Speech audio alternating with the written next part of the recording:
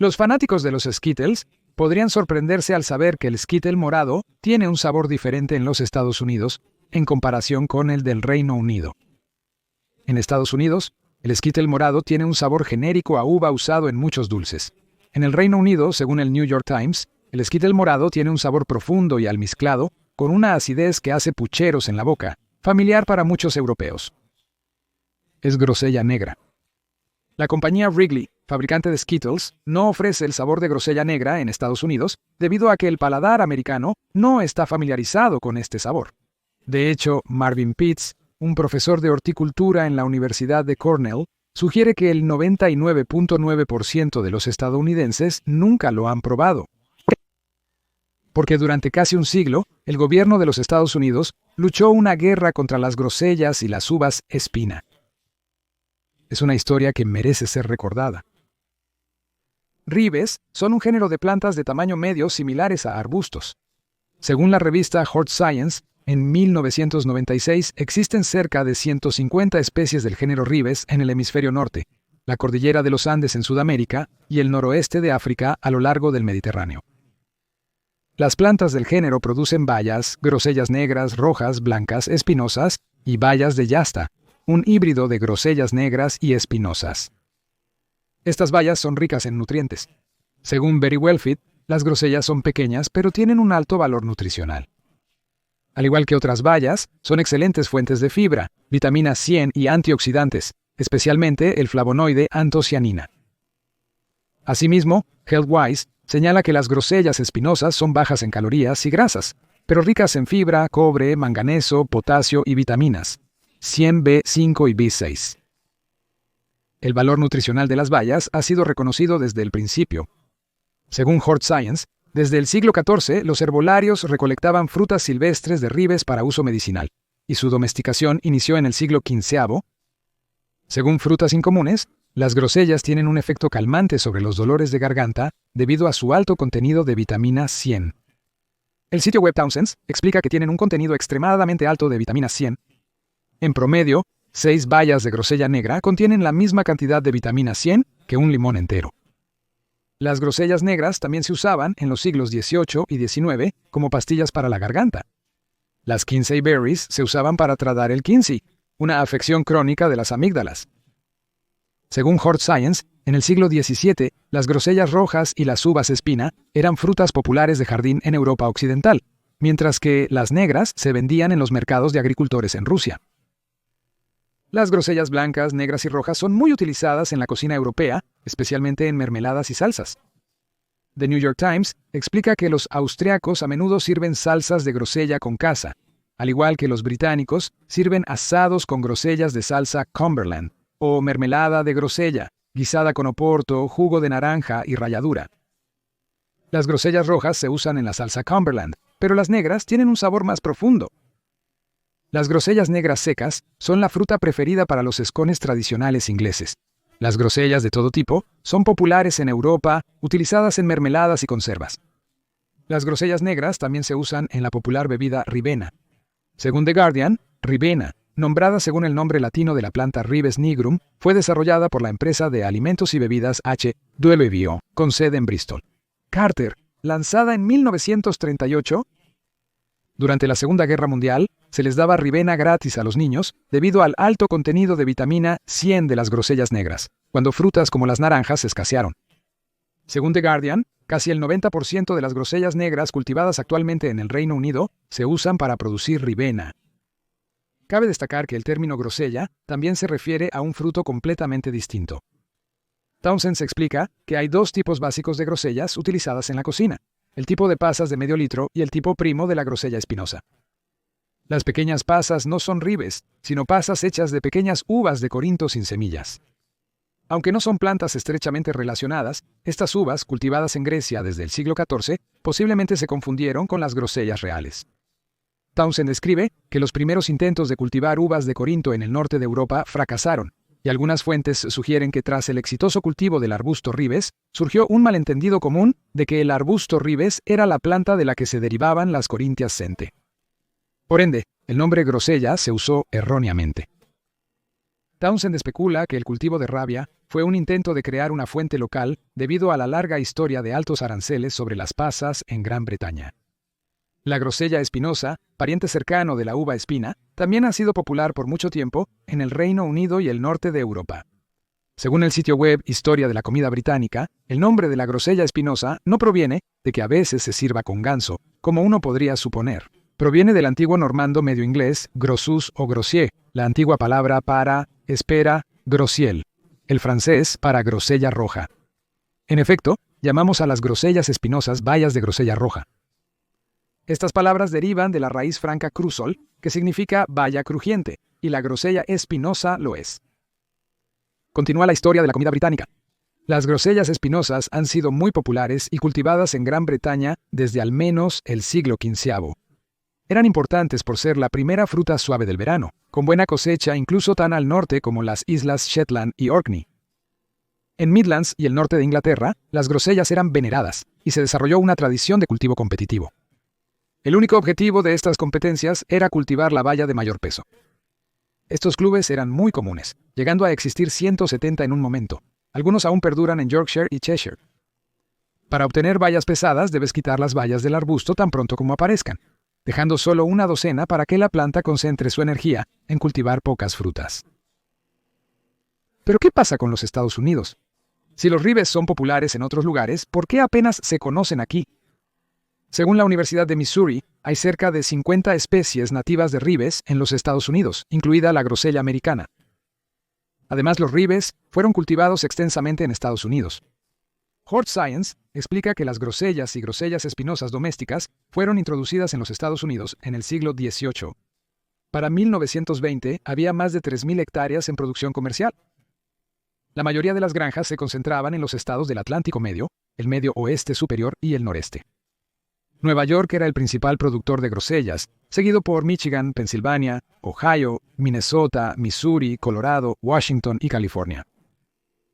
El condado de Marin, Oregon, fue el único en Estados Unidos con más de 40 hectáreas de grosellas espinosas comerciales. Los productores de frutas también cultivan grosellas espinosas en Michigan, Washington y Colorado. Según Hort Science, las grosellas rojas y blancas dominaban la producción de ribes en los Estados Unidos debido a que los estadounidenses preferían su sabor más suave en comparación con el de la grosella negra.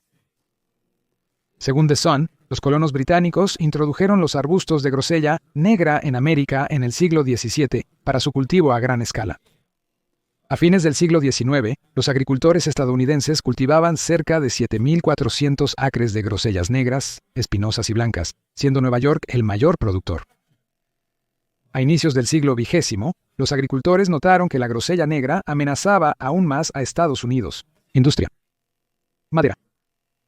El experto en silvicultura Warren Benedict con los Estados Unidos. El Departamento de Agricultura narra la historia personal del control del óxido ampollado del pino blanco en su trabajo. En 1909, en Ginebra, centro de Nueva York, se descubrió óxido ampollado en una plantación de pinos blancos jóvenes provenientes de un lote importado de Europa. Este hallazgo generó una alarma considerable, prosigue Benedict.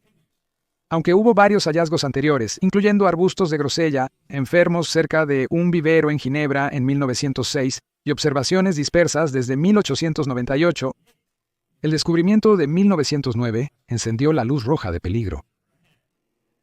¿Qué relación existe entre la roya vesicante del pino blanco, un hongo que daña a los pinos de 5 agujas, y las grosellas y grosellas espinosas? Benedict explica. La roya vesicante del pino blanco es conocida como un hongo de roya heteroesio, un hongo parásito que requiere 2 especies o géneros de plantas huésped, alternativas distintamente diferentes y a menudo no relacionadas para completar su ciclo de vida. Él indica que la roya vesicante afecta principalmente a los pinos blancos, no a otras especies de pinos. 7 especies de pino blanco son nativas de América del Norte, y 3 de estas tienen un gran valor comercial, el pino blanco del este y del oeste, y el pino azucarero. Los arbustos de grosella y grosella espinosa, conocidos como ribes, pueden ser huéspedes secundarios para la roya vesicante. La roya vesicante es inofensiva para los arbustos de grosella y grosella espinosa, pero puede matar pinos blancos de cualquier tamaño. Esto muestra el riesgo de los ribes. Las esporas del hongo de los pinos que infectan a los ribes son resistentes y pueden viajar largas distancias. Sin embargo, según Benedict, las esporas generadas por los ribes infectados son relativamente pesadas y frágiles. Estas esporas generalmente no son viables el tiempo suficiente para transmitir la infección a los pinos a más de unos pocos cientos de metros de distancia. Al eliminar los ribes desde dentro y en los alrededores de los bosques de pinos blancos. Por lo general, los bosques podrían protegerse por completo. Por ende, los funcionarios forestales supusieron que para proteger los pinos, los ribes debían irse. El Evening and Sunday Record de Stockton, California, escribió en agosto de 1922, la roya vesicante del pino blanco es una enfermedad destructiva de los pinos de 5 agujas y se informó por primera vez desde Europa Occidental, donde el pino blanco oriental se cultivaba comercialmente a gran escala. La roya atacó severamente al pino, haciendo que los intentos de control fracasaran, por lo que se abandonó el cultivo de pinos blancos orientales en Europa. El periódico No se muerde la lengua en su opinión sobre la roya vesicante del pino blanco. La roya vesicante del pino blanco es un hongo parásito, una planta microscópica que, al igual que el vagabundo profesional humano, cree que el mundo le debe una vida y de inmediato procede a tomarla de un pino vivo. El periódico hace una sorprendente referencia literaria. Todos conocemos la extraña historia de doble personalidad de Robert Louis Stevenson, Dr. Jekyll y Mr. Hyde. En la roya de la pino blanco y muchas otras royas realmente tenemos esta doble personalidad, pero con la importante diferencia de que la concepción de Stevenson de ella, donde el amable Dr. Jekyll era la personificación de la benevolencia, y en su condición de Mr. Hyde, justo lo contrario, ambas etapas de esta roya de la pino blanco, una de pino de 5 hojas y la otra de grosellas y grosellas espinosas, son igualmente malévolas. Pero luego viene la parte importante. Aunque las grosellas eran populares, su valor no se comparaba con la madera que ponían en riesgo. Evening Sun and Record escribe: ahora tenemos en el bosque oeste un pino de 5 hojas valorado en más de $228 millones. Se estima que contiene más de 57,000 millones de pies de madera. Si perdiéramos el 25% de esta madera de pino en los próximos 6 años, ¿cómo afectaría el precio de la madera? Y no quiere imaginar la devastación que se haría a nuestros gloriosos lugares de belleza, una maravilla y consuelo para los turistas en sus vacaciones de verano. El papel explica lo que se debe hacer. El control efectivo de la enfermedad consiste en cortar todos los pinos donde ocurre, o bien en desenterrar y quemar todas las grosellas y grosellas espinosas en las cercanías de los pinos. El último método es el más factible. The Philadelphia Inquirer escribió en 1910 que el remedio era simple. Se ordenará eliminar los arbustos de ribes donde se encuentre la plaga. Este es el único remedio conocido. Por lo tanto, las bayas fueron sacrificadas para salvar los pinos. En Europa, por el contrario, se eligió diferente. Según Business Insider, a diferencia de Estados Unidos, Europa contaba con escasas plantaciones comerciales de pinos. Por otro lado, las grosellas negras fueron un cultivo importante por mucho tiempo. Según Benedict, en Europa se sacrificó el pino blanco para conservar las grosellas. La primera reacción del gobierno de los Estados Unidos, según la Ley de Cuarentena de 1912, fue prohibir la importación de pino blanco europeo. En 1913, se amplió para prohibir la importación de pino blanco de cualquier país, evitando así la entrada de árboles infectados. Pero como la roya vesicante ya invadía los bosques, se necesitaba un paso adicional. El Departamento de Agricultura declara guerra contra los dribis. El proyecto era militar en su tamaño, alcance y organización. El gobierno creó una oficina para controlar la roya vesicular y aplicó una política agresiva de eliminación de ribes, sugiriendo destruir todos los ribes a 273.1 metros de los bosques de pino blanco y prohibir las corrientes negras en los estados con pinos blancos. Según Benedict, la erradicación de ribes era un trabajo rutinario, resultante de otras actividades de control de la roya vesicular. Era un trabajo de verano que solo podía realizarse eficazmente cuando los ribes estaban en hoja y eran fácilmente visibles para los equipos de búsqueda. Benedict califica los trabajos de verano como duros, con los trabajadores alejados de la civilización por 3 meses en campamentos de tiendas en lugar de estructuras de madera. Los trabajadores debían construir su propia vivienda. Por lo general, 2 hombres se unían para construir un refugio para 2 personas. Las camas se hacían de ramas y la ropa de cama constaba de 3 mantas de lana del ejército proporcionadas por el gobierno. En 1924 y 1925, 2 campamentos con 30 hombres cada uno operaron en Upper Priest River. Cada campamento tenía un jefe de campamento, un cocinero, un ayudante, 4 miembros de la tripulación, 5 equipos de 4 hombres y 3 exploradores.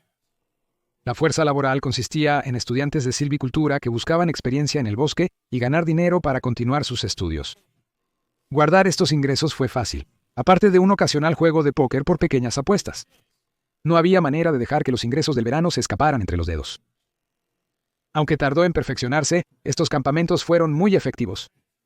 Según el Portland, Maine Press Herald, en 1925, las fuerzas federales y estatales en Maine están librando una batalla extensa y decidida contra la roya de la Ponampolla, de acuerdo a una declaración hecha al escritor del Sunday Telegram en la oficina de Washington de los Estados Unidos, MIAS. Control de la roya de la ampolla, que el año pasado se limpiaron 1.108.518 acres de tierra en la sección de pino blanco de arbustos de grosella y grosellas silvestres. El total de arbustos destruidos fue de 4.160.000 y 4.250 y a 5. Desde 1918, cuando los Estados Unidos, el control del óxido ampollado se implementó por primera vez, hasta el 1 de 1925, se habían destruido un total de 36 millones de arbustos silvestres de grosella y grosella espinosa en el estado de Nueva York y los estados de Nueva Inglaterra.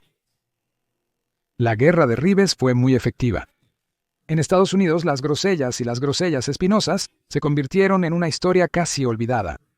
El New York Times explicó en 2009. En 1919, Nueva York produjo 3.3 millones de cuartos de galón de los 7.6 millones de cuartos de galón de la producción anual de corriente de la nación. 50 a cosecha actual de Estados Unidos es muy pequeña para ser reportada por el Departamento de Agricultura, dijo Danny 50. Barney, profesor de horticultura y criador de frutas en la Universidad de Idaho, ha estado trabajando para promover una industria de corriente en América. La gente simplemente los olvidó, dijo él. La roya de la pino blanco continuó extendiéndose, y de hecho todavía es una plaga hoy, pero Benedict argumenta que la tasa en la que los pinos estaban siendo dañados se retrasó significativamente por los millones de ribes que fueron destruidos. Aunque ciertamente no tuvieron éxito total, mi madre insiste en que cuando era niña, en la década de 1940, su abuela hacía mermeladas de grosellas y bayas de uva de arbustos silvestres en Nuevo México. La prohibición federal sobre el cultivo de arbustos de ribes se levantó en 1966 y los estados se encargaron de su regulación. Pero debido al valor del pino blanco, la mayoría de los estados continuaron prohibiendo el cultivo de arbustos de ribes hasta el siglo XXI. La prohibición solo se levantó en Nueva York en el año 2003. Y hoy, en una era en la que han desarrollado tanto tipos de pinos como tipos de arbustos de ribes que son resistentes a la roya, hay una creciente industria de arbustos de ribes en los Estados Unidos, pero aún más del 99% de las grosellas y grosellas espinosas que se cultivan en el mundo, hoy se cultivan en Europa. Porque aquí en los Estados Unidos aún no hemos decidido si la baya que ha sido descrita como una mezcla entre un arándano y un arándano agrio merece ser recordada.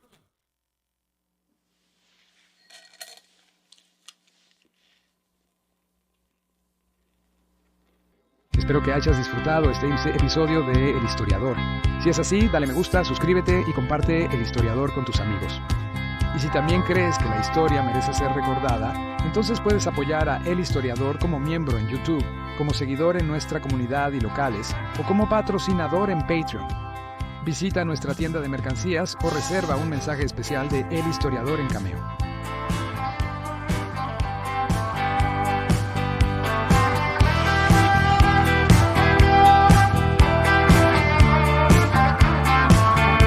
Tú